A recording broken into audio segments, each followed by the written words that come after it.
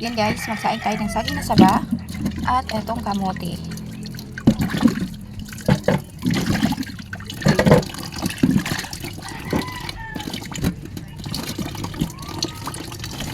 Yung saging ko guys, tingnan nyo naman itong saging ko. Hindi pa masyadong guwang. Basta, ano pa siya, lingkod. Ang sa Bisaya. Pero pwede na to, bigay lang naman. Ayan. Hindi pa kulang pa sa dibsog sa bayuwang.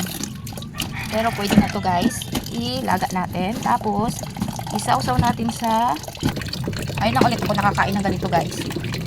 Kasi kung hindi pa ako binigyan ng saging ay hindi ako makakain ng nilagang saging na hilaw. Etong hilaw na saging guys, ang sarap pa partner nito yung tuyo. Tapos, di kaya bagoong. Tapos, meron pa akong natira ditong kamote. Bigay ng kapatid ko kahapon. Kaya isali din natin. At ayan.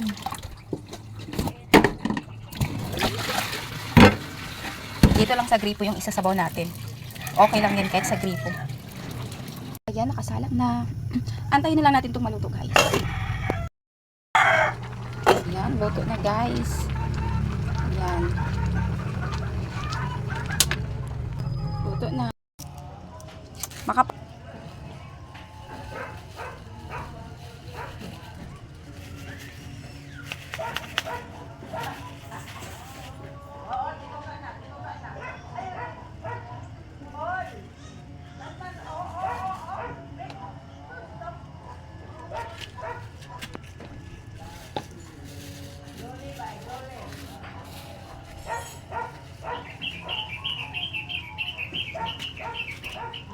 Kanilang na. Salamat.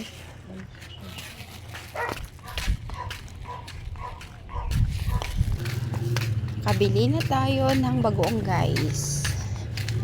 Ayan.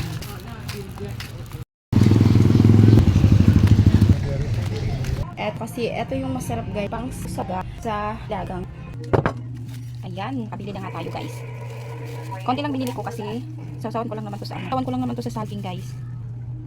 Ito yung masarap talaga. Kayo ba guys, nag-uulam na ba kayo ng ganito? Tapos lagyan natin ng kalamansi. Sobrang sarap talaga nito guys, iulam. Ito yung inuulam namin noon. Tapos yung bigas namin noon ay yung mais. Bigas mais. Tapos ito na yung pinaka-paborito namin ulam guys noon. Doon sa bukid. Kasi bihira lang kami makakain doon ng mga masasarap na pagkain. Ganito lang talaga. At gulay. Ito yung hindi mawala sa amin guys. Itong bagoong, ng ginamos or hipon at toyo. Ayan, sobrang sarap na talaga nito guys. At para mas sumarap guys, lagyan natin ng sili. Isain natin yung sili para talaga mas masarap talaga siya. Ayan. At ganito na guys, pwede mo na itong iulam sa kanin kapag meron kang kanin dyan. Ay nako, hindi mo talaga mamalayan kapag ito yung ulam mo. Maubos na yung kanin mo na bahaw. Pero ngayon, dahil nga meron akong saging, iparis ko to sa saging. Tapos, eto, dito natin to siya iparis guys. Ayan, tara kain po tayo. Taas kamay sa kumakain po nito. Ayan. Ang sarap talaga guys ng ginamos. Ginamos. Ito yung saging ko guys. Tingnan nyo naman. Ang liit. Sobrang ano pa. Hindi pa sana pwedeng kuhain. Ang sarap guys kasi nga hindi siya maalat at maanghang yung ginamos kasi nilagyan natin ng sili.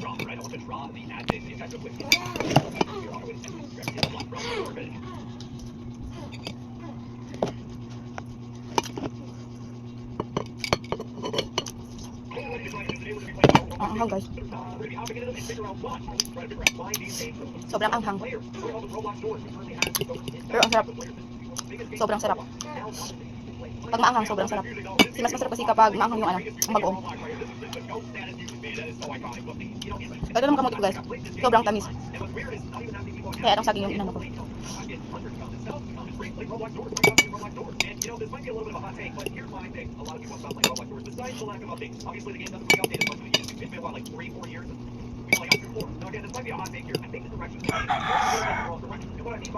Ayan.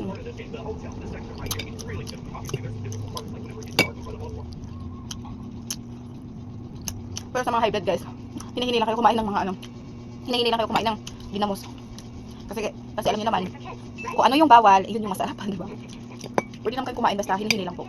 Dapat may may disiplina.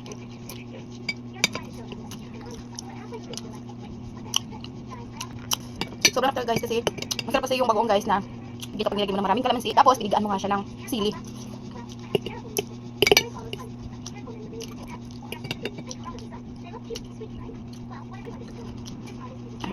Eto na yung tanghalian ko guys, hindi na ako kakain ng kanin dahil sa saging parang nakakabusog na talaga.